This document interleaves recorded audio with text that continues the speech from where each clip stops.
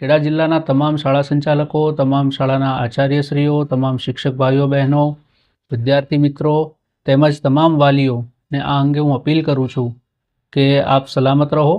આ પ્રકારના કોઈપણ મેસેજ આવે તો તરત રિસ્પોન્ડ કરવાના બદલે શાળાનો સંપર્ક કરો. શાળાના અધિકૃત વ્યક્તિ, શાળાના આચાર્યશ્રી, ટ્રસ્ટીશ્રીઓ, શિક્ષકશ્રીઓના મોબાઈલ નંબર, ફોન નંબર આપની પાસે છે જ, હોવા જ જોઈએ. ના હોય તો મેળવી લો.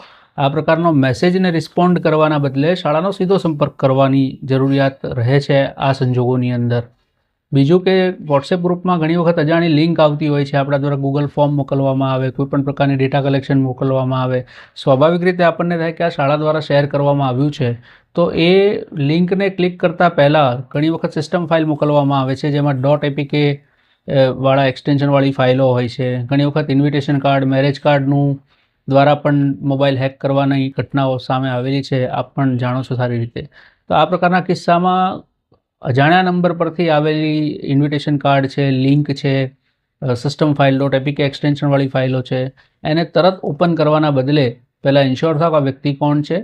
અને માની લો કોઈ ઘટનાની અંદર આપને કોલ આવે છે કે ભાઈ આપનો બાળક છે, એના માટે અમે આ પ્રકારનું અરેન્જમેન્ટ કર્યું છે, આયોજન કર્યું છે, તમે આ લિંક દ્વારા ડેટા ભરી દો, અથવા તો તમારા મોબાઈલ પર OTP આવશે તો એ OTP અમને શેર કરો તો તમારું બાળક સો એન્ડ સો એક્ટિવિટીમાં પાર્ટિસિપેટ થઈ શકશે.